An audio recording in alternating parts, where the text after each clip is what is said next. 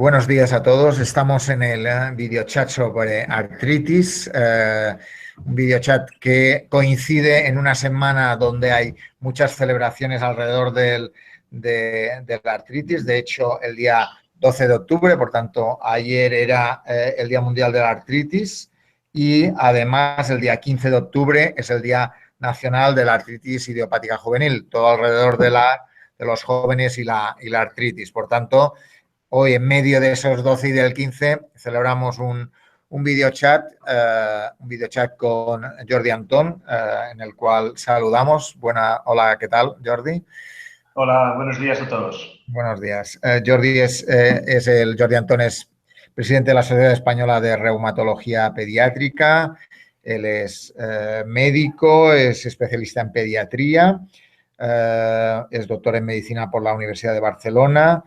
Es investigador del grupo de investigación sobre temas de enfermedades infecciosas y respuesta inflamatoria sistémica en pediatría.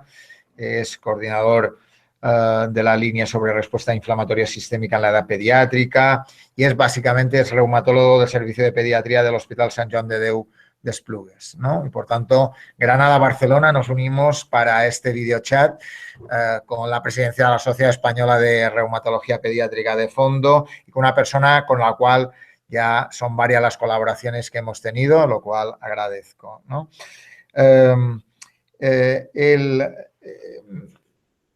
Él además es profesor de Barcelona y dirige además un máster de reumatología pediátrica, creo, ¿no? ¿No? Algo así. ¿Se te va la voz, perdona?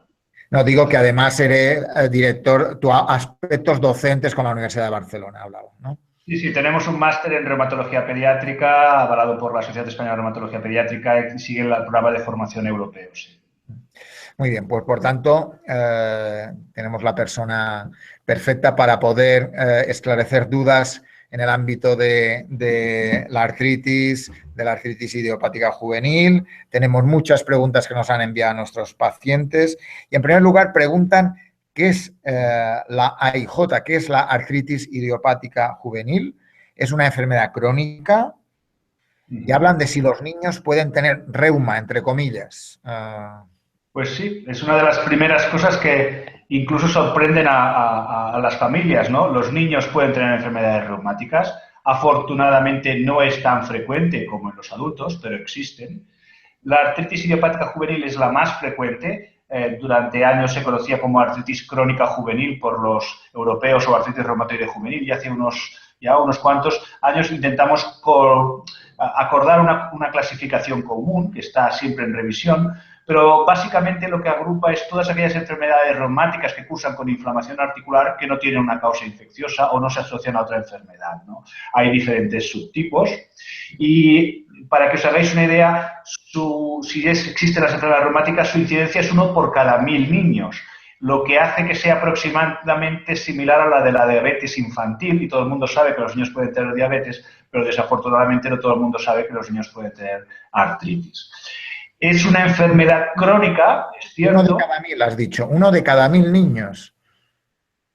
1 de cada 1000 niños se calcula aproximadamente, cambia según las poblaciones, pero puede tener una enfermedad reumática crónica, en este caso la artritis idiopática juvenil. Y lo que pasa es que sea crónica no significa que el niño siempre esté afectado, porque a veces puede cursar en brotes y puede pasar periodos en remisión sin enfermedad, pero hay un riesgo de que más adelante pueda presentar otro brote, ¿no? Muy bien. Por tanto, primera cuestión, por tanto, es una enfermedad más prevalente de lo que pensamos normalmente. Por eso hacías la comparación con la diabetes, ¿no? Sí, parecida. A números generales, depende también la diabetes y la artritis, depende de las poblaciones, ¿no? Pero para que os veáis una cuenta, es una enfermedad que existe y que no tiene el grado de conocimiento en la sociedad que creemos que debería tener. Bien, pues primera cuestión. Una de las cosas que no había comentado al inicio y es para los que nos siguen en Twitter, sabéis que se puede ver esta emisión en directo a la página web de la escuela de pacientes.es. También se puede seguir en Twitter a través del hashtag preguntartritis con una sola A. Juntamos la de la pregunta y la de la artritis y hacemos preguntartritis. Y en ese sentido, tú hablabas en un momento, has dicho de que hay diferentes tipos de enfermedad, ¿no? Que no aparece siempre, por tanto, de la misma forma, entiendo, ¿no? Sí, en la clasificación lo que reconoce es un tipo oligoarticular, en el que normalmente se afectan 4 o menos articulaciones, acostumbran a ser niños más pequeños, entre 2 y 6 años, mayoritariamente niñas. Algunas veces asocian anticuerpos antinucleares, que son marcador de la sangre, no siempre.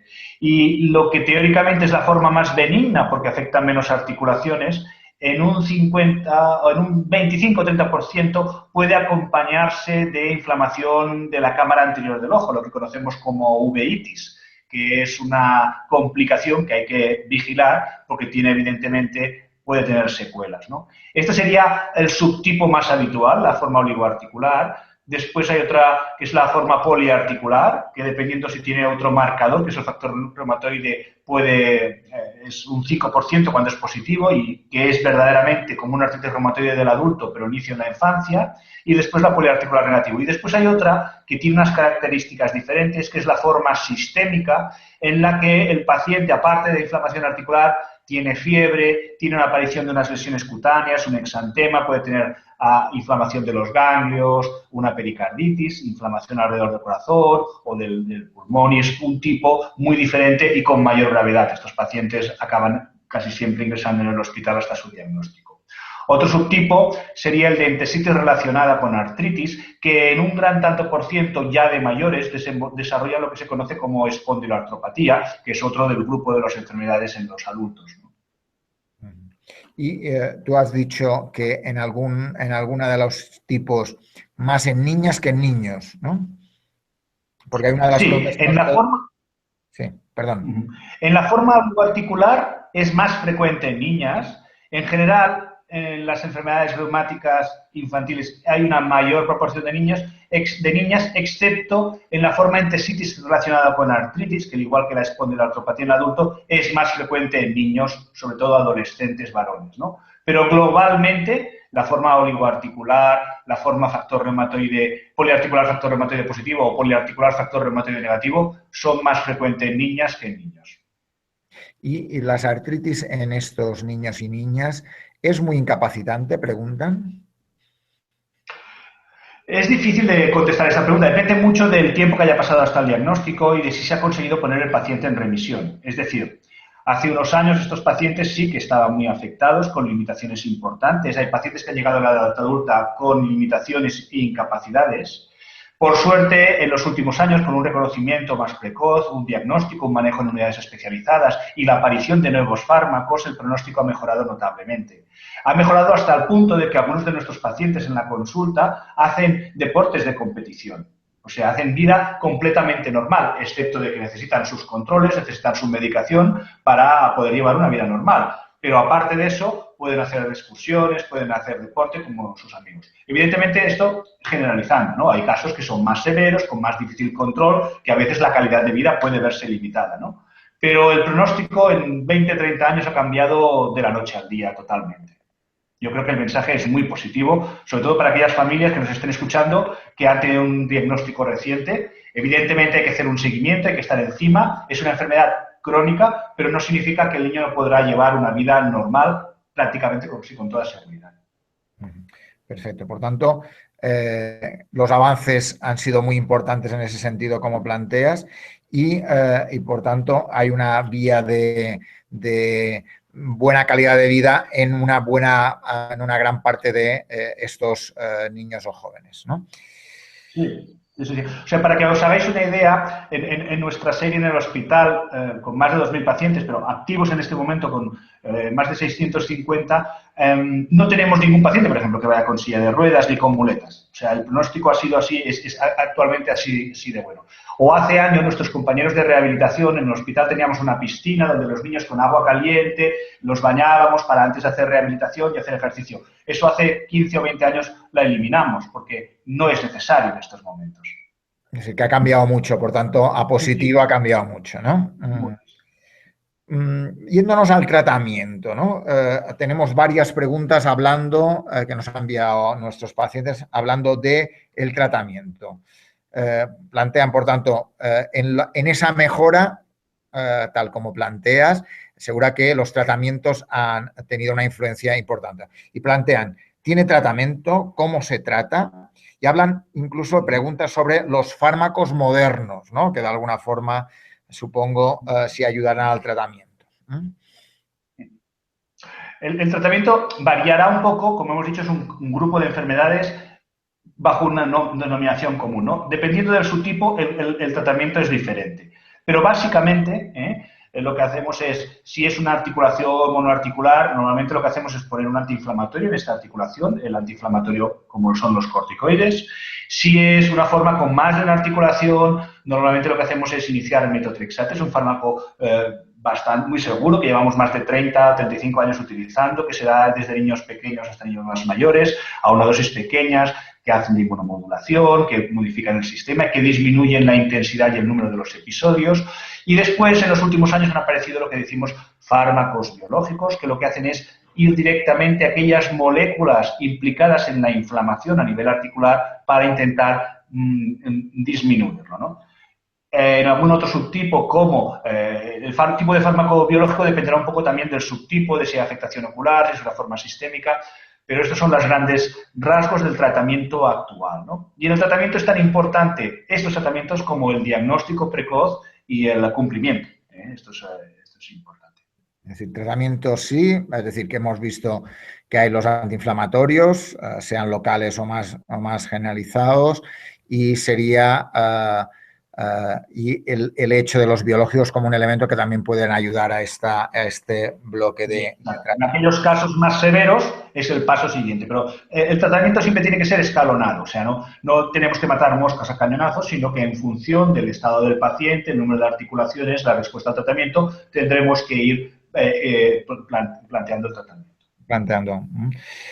Y preguntan, ¿qué medicación nueva hay hoy en día? Preguntan. ¿La nueva serían los biológicos?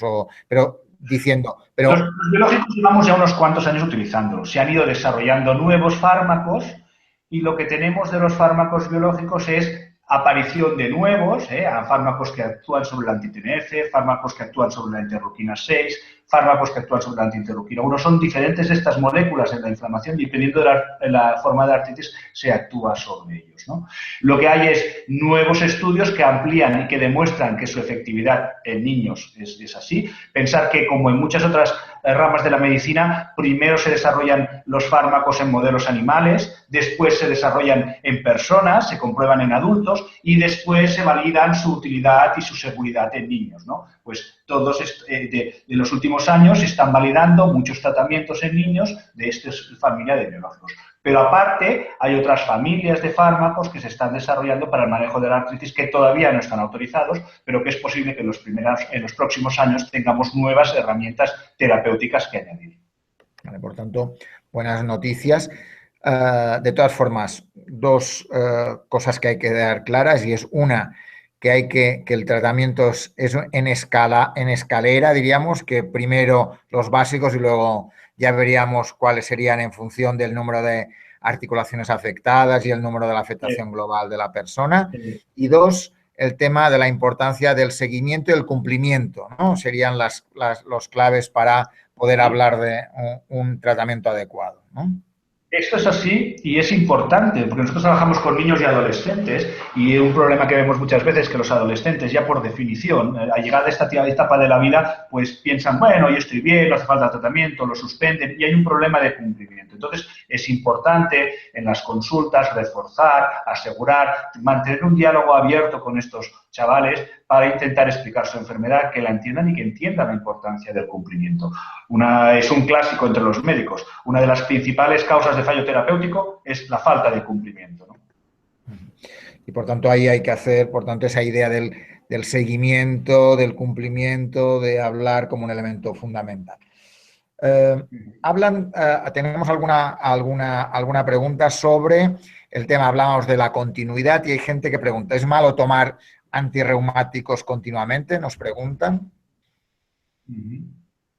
Es difícil concretar porque cuando hablamos de antirreumáticos hablamos de muchos fármacos. En general y a grandes rasgos, lo que es malo es tener una enfermedad inflamatoria como puede ser la artritis potencialmente allí todo el tiempo, sin controlar. Es decir, una artritis persistente en una rodilla, por ejemplo, en un niño, que dices, bueno, es una cosa, es una articulación solo, puede dar una discrepancia en la longitud de las extremidades y que una extremidad crezca más que la otra, o que aparezca una artrosis precoz que degenere esa articulación, que dificulte el movimiento o que incluso dificulte la calidad de vida de este niño.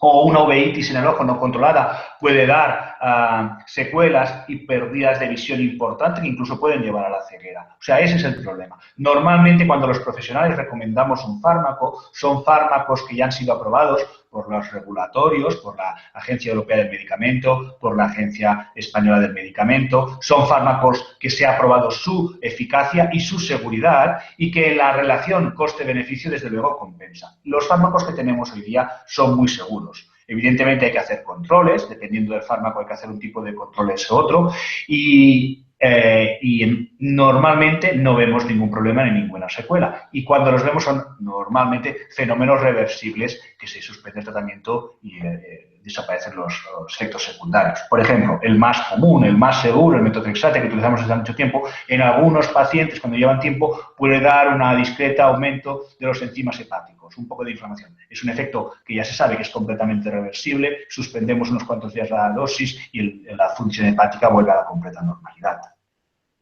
Por tanto, hay que decir, para la tranquilidad de este paciente, esta paciente que nos ha enviado esta pregunta, y es, los fármacos son seguros, ¿no? Que hay que controlar. Totalmente. Los fármacos son seguros y, por tanto, tienen unos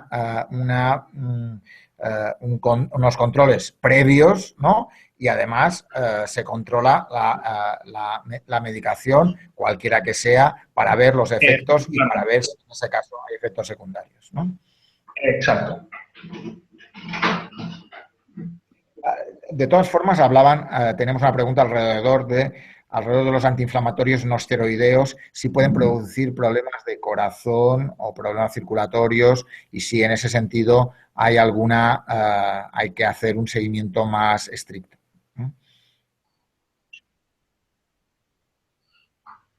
Sí, lo que conocemos como fármacos no esteroideos o los AINES es el primer nivel de tratamiento. Lo que sabemos de ellos es que son fármacos que controlan los síntomas, pero no modifican el curso de la enfermedad. Es decir, si tú tienes una inflamación, la controlas, lo puedes hacer encontrarte mejor, pero no va a modificar. Si tiene que aparecer otras articulaciones, si esa inflamación latente puede destruir la articulación, va a estar allí. Por tanto, los damos normalmente en reumatología pediátrica como puente mientras ponemos un tratamiento más de fondo. Dicho eso, es cierto que en adultos se ha descrito que algunos fármacos no esteroideos pueden asociarse con problemas cardíacos a la larga y a dosis más altas. En los niños este efecto secundario no se ha visto y una razón más para reforzar su perfil de seguridad. Y ligado a eso, ¿no? Por tanto, vemos que tranquilidad en ese sentido, todo como vemos, como oímos por parte del doctor Jordi Antón, la farmacoterapia, la utilización de medicamentos está muy regulada, muy controlado, se sabe cuáles son los efectos y se sabe con controles si hay que parar en algún momento la medicación para poder abordar, para que el paciente tenga la mejor calidad de vida siempre, ¿no? Dicho eso, hay una pregunta que dice, ¿cuál es el avance más importante en los últimos años en el tratamiento de la artritis? ¿Puedes repetirla que no se ha oído bien? ¿Cuál es el avance más importante? El avance más importante en el tratamiento actual que hay en los últimos años, ¿cuál ha sido el avance más importante en el tratamiento de la artritis? Es difícil concretar, o sea, lo que tenemos son avances en entender cómo se producen estas enfermedades. Hasta este momento no podemos dar cuál es la última causa, ¿no? ¿Cuál es lo que causa que un paciente, un niño completamente normal, un día empiece a hacer una inflamación articular? Se han hecho muchos estudios buscando factores genéticos, buscando factores ambientales, pero todavía no tenemos una respuesta única y probablemente no va a ser una sola respuesta porque son diferentes subtipos de enfermedades. Lo que estamos avanzando en los últimos años es en conocer cuáles son las diferencias entre ellas, cuáles son las moléculas implicadas en esta inflamación, y esto es lo que hace que digas, bueno, si tienes este subtipo, estas moléculas implicadas, por ejemplo, en la artritis sistémica, sabemos que los fármacos biológicos anti-TNF no son tan efectivos como los antiinterleuquina y antiinterleuquina 6, antiinterleuquina 1 y antiinterleuquina 6, y es porque este tipo de moléculas son las más implicadas en la inflamación en estos pacientes. Por tanto, si tenemos que recomendar un fármaco, recomendaremos unos fármacos de esta familia, ¿no?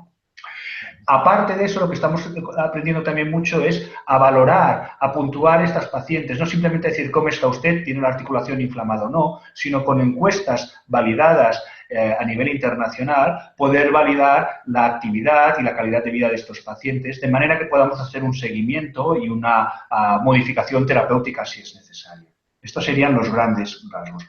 Y después siempre hay, lo que decimos en la cañería, buscándose, desarrollándose nuevos fármacos que esperamos que se utilicen en el próximo día. Pero todavía no estamos, o podemos decir dentro de un año vamos a tener un nuevo fármaco que nos va a solucionar el problema, ¿no? Lo que vamos haciendo son pasos poco a poco en la comprensión de las enfermedades, con lo que esperamos que después tenga una respuesta en nuevos planes terapéuticos, ¿no? Perfecto, muy importante. En tu respuesta has hablado de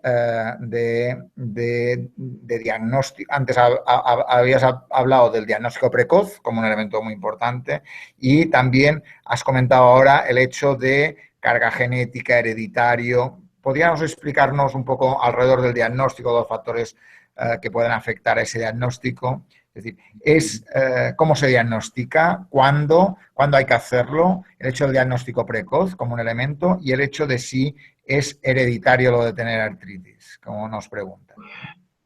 Vamos a ver, no es la artritis idiopática juvenil no es una enfermedad hereditaria. Sí que es cierto que en toda nuestra experiencia, aquí en Sant Joan de Déu, tenemos algunas familias en que hay más de un familiar, una persona. Como cuando tener los ojos azules, que se hereda, o como otras enfermedades que a nietos.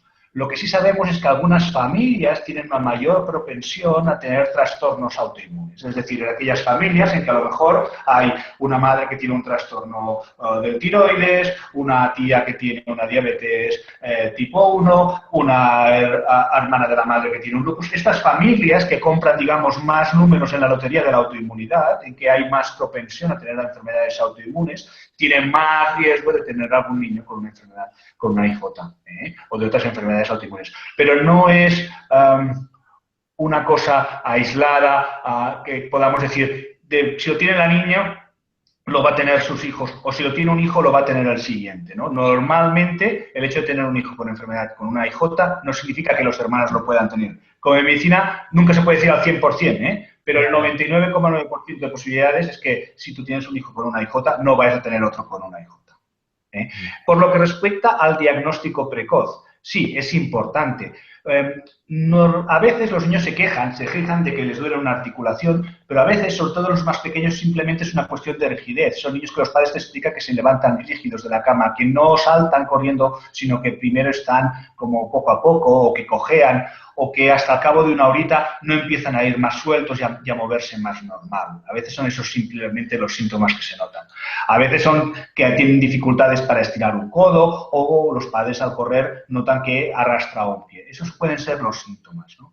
Y lo que es importante entonces es que lo vea su pediatra, que se sospeche la artritis. Nosotros desde nuestra sociedad, desde la Sociedad Española de Reumatología Pediátrica, hacemos mucho hincapié a los pediatras para que incluyan dentro del diagnóstico diferencial que un niño, cuando cojea, muchas veces es porque se ha dado un traumatismo, pero que un traumatismo no es la única causa, que pueden haber otros procesos, como las artritis inflamatorias, que pueden dar una dificultad a la marcha o una limitación en el movimiento de algunas articulaciones.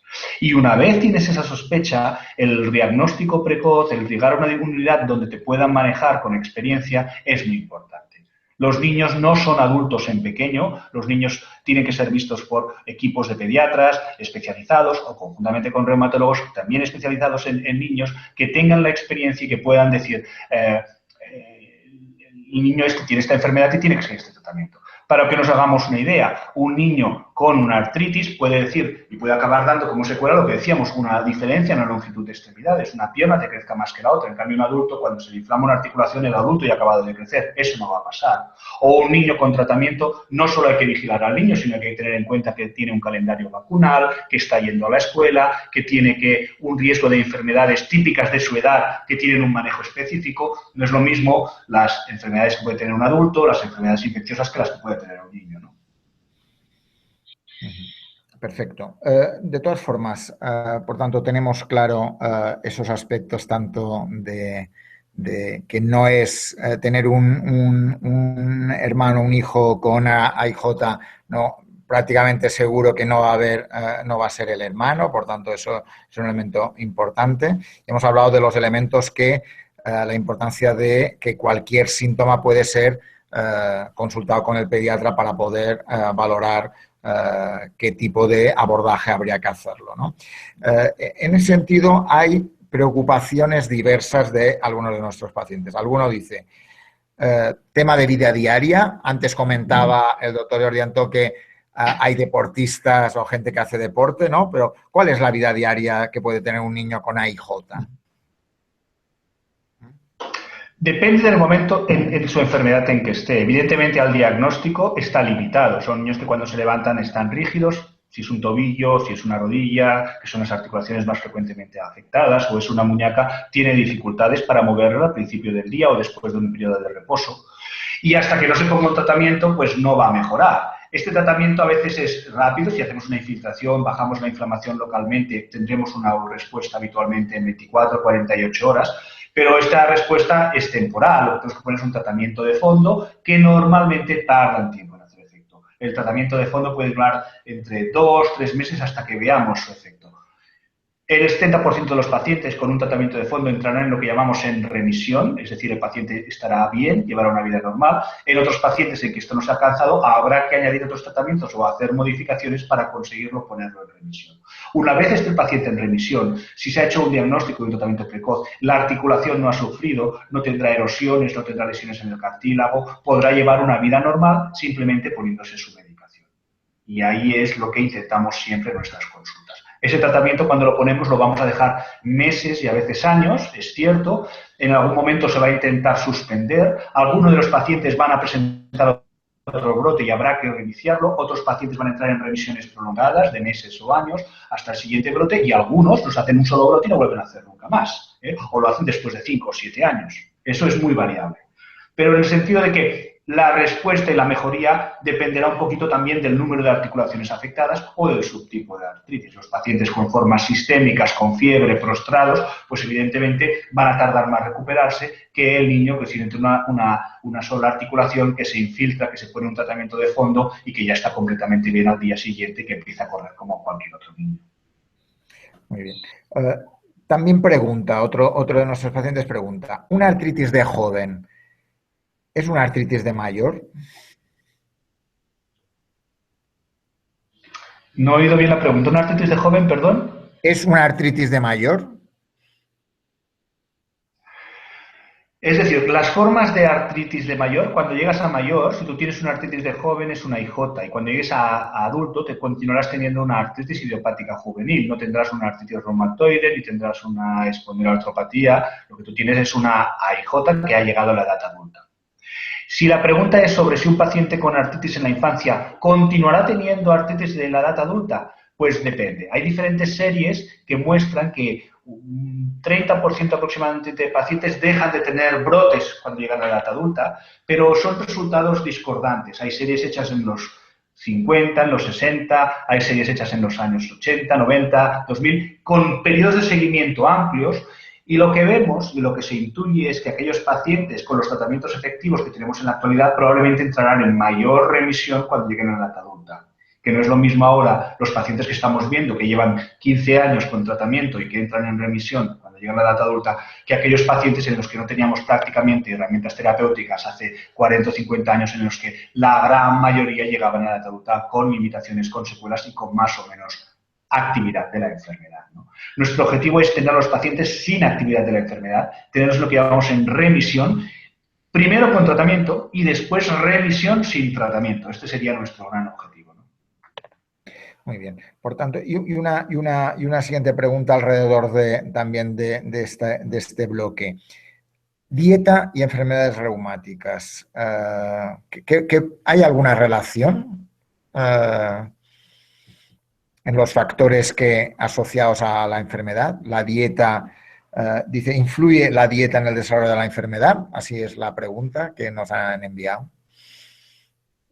No podemos decir que haya ningún alimento que pueda ni causar ni proteger de una artritis idiopática juvenil. Como siempre, lo que recomendamos a nuestras consultas a los pacientes es una dieta sana, variada y rica en verduras y frutas. Vamos, la dieta mediterránea, lo que entendemos por dieta mediterránea habitualmente de toda la vida, ¿no? Pero no hay ningún medicamento ni que proscribamos ni que recomendemos para el control de la ICOTA.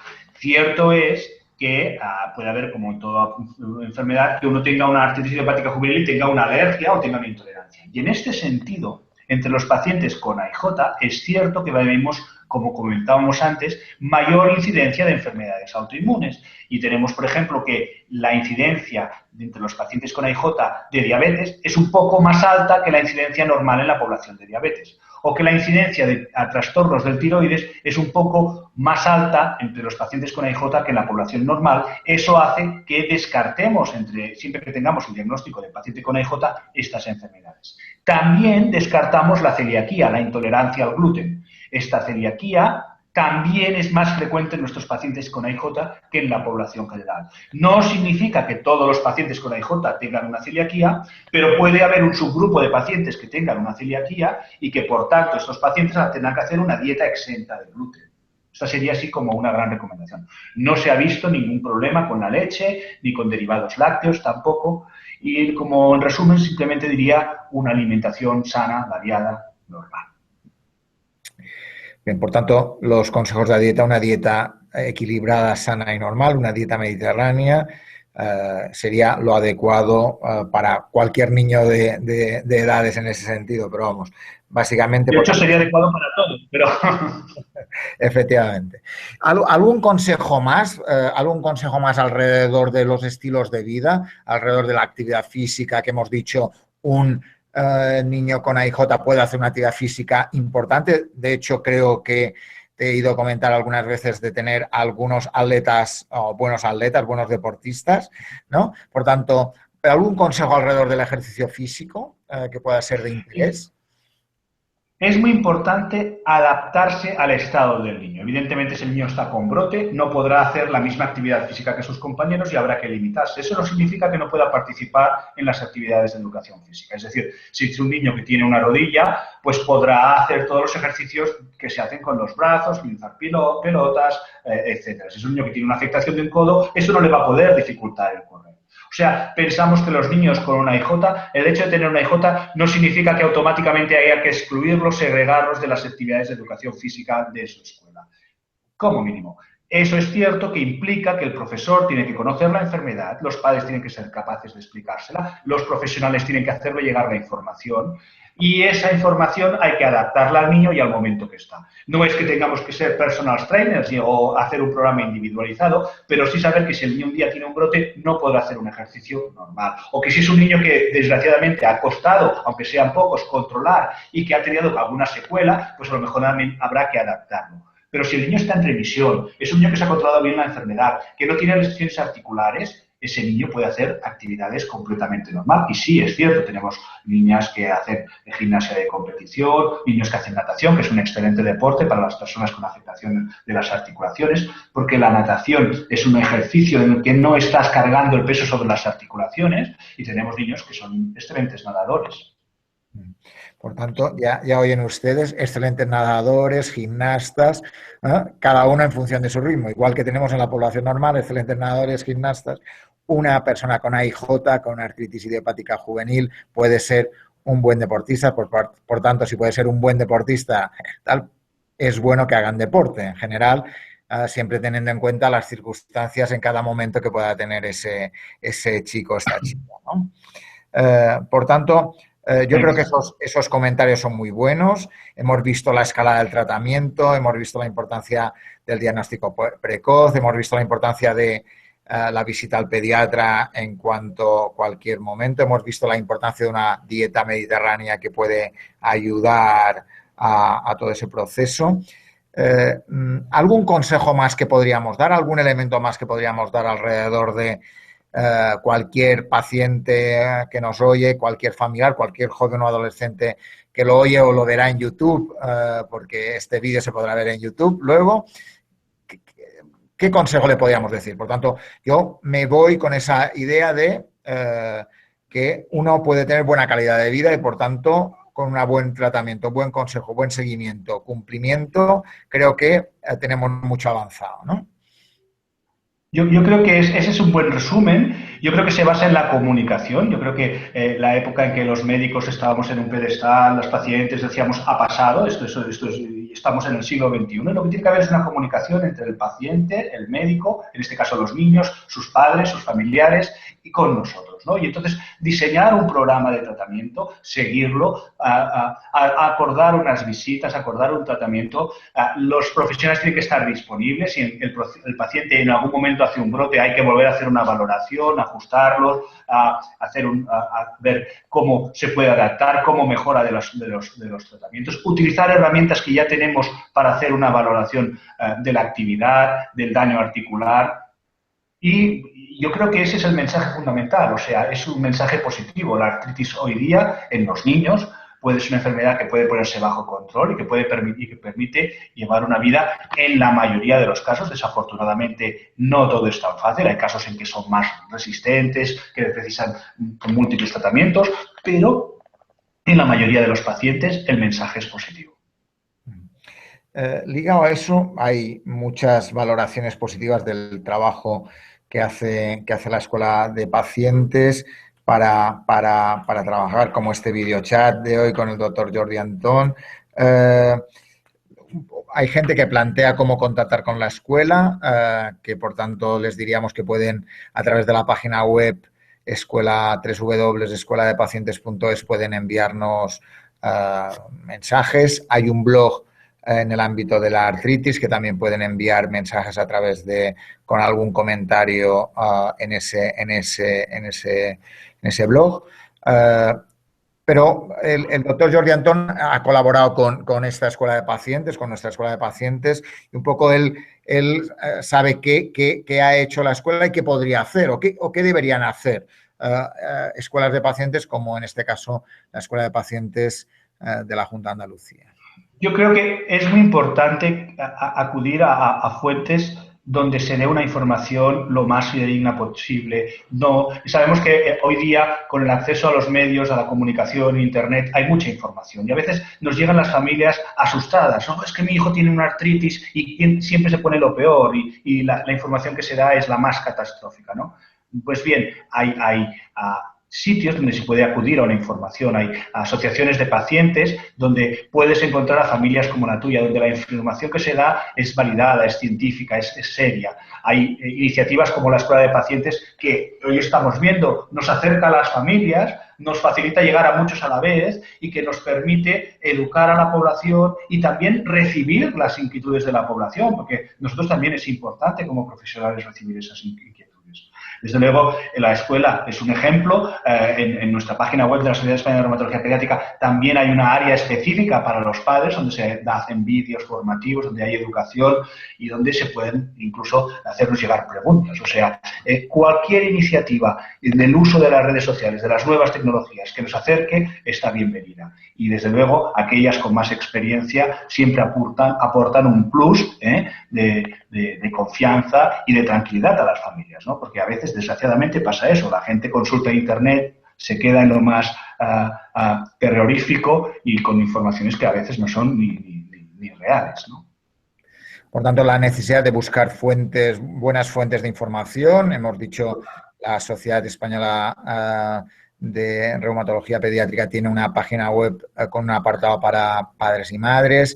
En la Escuela de Pacientes tenemos información diversa que pueden encontrar nuestros pacientes, familiares. Por tanto, la idea es ir a fuentes fiables que permitan no sacar conclusiones excesivamente exageradas o de miedo, sino de buscar en cada caso cuál es la información más adecuada. Efectivamente. También antes el doctor Jordi Antón hablaba de AIJ, artritis idiopática juvenil, jóvenes, y la dificultad a veces de la necesidad de hablar, de comunicar, de escuchar, de saber su situación, sus ganas de aceptar la enfermedad y de cómo adaptarse. Y en este momento los jóvenes utilizan muchos medios diferentes, ¿no? Utilizan ya el móvil, es algo habitual en ellos. Por tanto, ¿qué trabajos hay en esa línea, ¿no?, de utilizar el móvil, de las aplicaciones, de los juegos? ¿Qué cosas nos pregunta? ¿Hay alguna aplicación para los jóvenes que sea recomendable? Nos preguntan. Tenemos varias aplicaciones. Una es vuestra, es de la Escuela Andaluza de Salud, con la que nosotros colaboramos en su desarrollo, y es una aplicación que refuerza la importancia del seguimiento, de consultar a los especialistas. Hay después material colgado en webs, en sociedades científicas y en sociedades de pacientes. Y después hay herramientas también online para el control de la enfermedad. Por ejemplo, nosotros en nuestro hospital tenemos lo que llamamos el portal del paciente, que existen muchos otros sitios en los cuales las familias o los pacientes se comunican con los profesionales y en el cual, por ejemplo, pueden contestar cuestionarios. Este portal lo pueden contestar mientras están en la sala de espera mediante una tablet, o lo pueden contestar desde su casa mediante un ordenador o desde un móvil. Y con esto nosotros podemos ir a hacer un seguimiento de su enfermedad. Pero aparte, me consta que hay proyectos también para intentar facilitar la adherencia, en el que hay un papel importante de enfermería para hacer el seguimiento de estos pacientes que a veces dificultan o tienen más problemas con el cumplimiento, ¿no? Sí que es, desde luego, hay un gran desarrollo de nuevas plataformas y de nuevas posibilidades, y vosotros sois un ejemplo, desde luego, en la Escuela Andaluza de Salud. La Escuela de Pacientes está trabajando en una fase, creo, en una segunda fase de esa aplicación, ¿no?, para ir avanzando.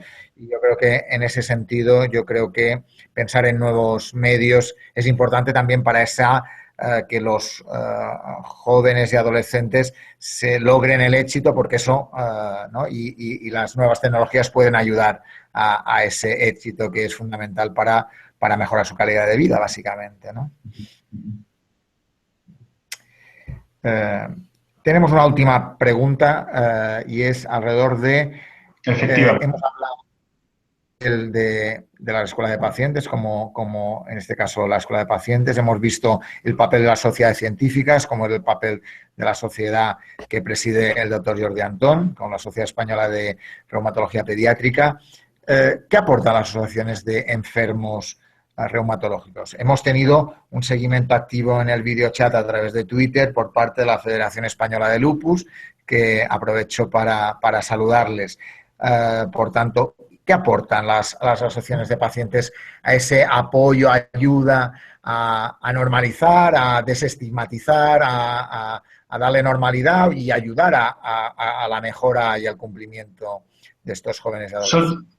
Son claves, o sea, yo creo que el papel es fundamental. En nuestras consultas aquí en Sant Joan de Déu, tal como diagnosticamos al paciente, normalmente les damos toda la información de su enfermedad, cómo pueden consultarnos y tal, pero también les damos un díptico con la sociedad, que nuestra sociedad, que en nuestro caso es la más cercana, que es la Liga Reumatológica Catalana. Con ello, animándoles a que si tienen dudas, hablen con gente como ellos, que han pasado por la misma experiencia y que pueden también asesorarles y animarles. Pero no solo hacen este trabajo, pueden hacer las sociedades científicas ser de interlocutor con la Administración, reforzar el papel de los profesionales ante la Administración, solicitar modificaciones en las leyes. Por ejemplo, hace unos años se consiguieron que los padres con niños con enfermedades crónicas pudieran tener bajas laborales sin tener que decir que estaban ellos enfermos, sino simplemente porque sus hijos tenían una enfermedad crónica, como un cáncer o otras enfermedades complejas. Esto se hizo, entre otras cosas, por el apoyo de las sociedades civiles, ¿no? Y de las asociaciones de pacientes.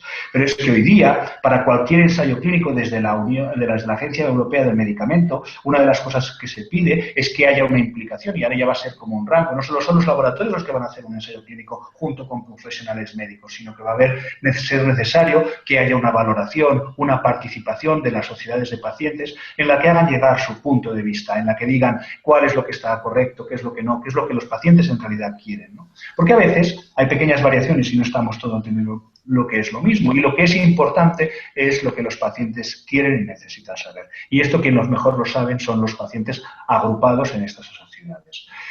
El hecho, por ejemplo, el próximo sábado, como anunciabas al principio, se celebrará una iniciativa que empezamos aquí hace 6 años, pero que ha ido extendiéndose. Hace 3 años se celebró en 3 centros, el año pasado en 5, y este año se va a celebrar en 10 centros de toda la geografía nacional, el Día de las Jornadas de las enfermedades reumáticas en niños y adolescentes, en lo que se van a explicar a nivel local cuáles son los avances, en las que se van a explicar y se van a presentar los diferentes equipos que llevan estos, y que los padres, en un ambiente más distendido, que es el que es habitual en las consultas, pues van a poder interrelacionar con sus profesionales haciendo llegar sus iniciativas y sus inquietudes, ¿no? Proyectos como este son lo que creo que tiene que difundirse más. Los profesionales tenemos que acercarnos más a las asociaciones, y las asociaciones tienen que también hacernos llegar sus inquietudes, y al mismo tiempo las asociaciones en una época de recursos limitados son también claves para conseguir becas de investigación. Y por ejemplo en nuestra sociedad, la Sociedad Española de Reumatología Pediátrica, tenemos becas que son el resultado del esfuerzo de padres que se reúnen, que consiguen recursos, sea por carreras de maratones, sea por recogida o pintar de cuadros, etcétera, etcétera, y con pequeñas colaboraciones van consiguiendo recursos que los podemos dedicar después a la investigación, ¿no? Esto es un modelo que funciona mucho en otros países, en países como el Reino Unido, como Estados Unidos, como Francia, en Alemania, que funciona mucho en otras enfermedades más difíciles o más angustiosas, como pueden ser las enfermedades oncológicas, pero que también se puede hacer en enfermedades como las reumáticas, y como se está viendo, ¿no? Y en esto la implicación de las familias es fundamental.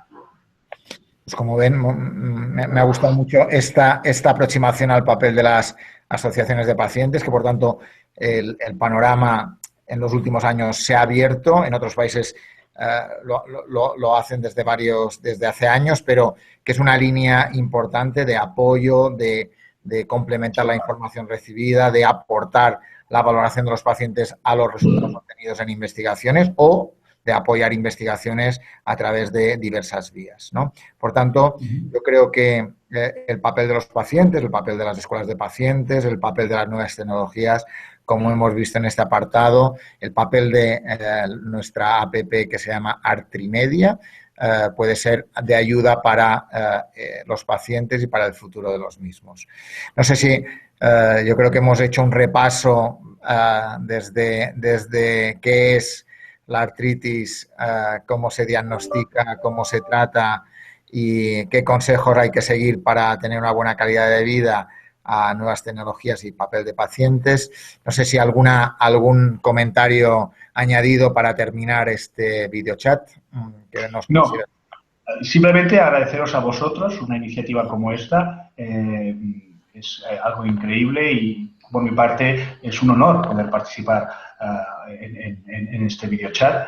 Agradecer mucho a las familias que están ahí, a las que nos han oído o las que nos oirán cuando se ponga en diferido en el YouTube, y animar a que ante dudas, ante preguntas, ante consultas, acudan siempre a un especialista en hematología pediátrica que les pueda asesorar, y se acerquen a las asociaciones de pacientes, ¿no? No hay nada peor cuando no es diagnosticado o cuando a su hijo le diagnostican una enfermedad que quedarse allí preocupado sin consultar con los que de verdad pueden ayudarle, ¿no? Yo creo que es eso. Y iniciativas como la vuestra son increíbles, y os doy muchas las gracias, la verdad. Pues muchas gracias, Jordi, por estar con nosotros en este videochat, por dar información muy útil, muy rica, que sepan los que nos ven, que se verá en YouTube, va a estar colgado en YouTube, que también se puede ir a Twitter con el hashtag PreguntarTritis y podrá encontrar cuáles son las respuestas más importantes que ha dado Jordi Antón a las preguntas que nos han enviado pacientes y familiares. Muchas gracias y buena celebración para el día 15, en todas las 10 ciudades en donde se va a celebrar. Nosotros lo hemos celebrado un poquito antes con esa idea de dar un impulso al tratamiento y al diagnóstico precoz y a la buen abordaje en todos los aspectos de la artritis idiopática juvenil. Muchas gracias, Jordi, por haber estado con nosotros. Gracias a vosotros, un abrazo.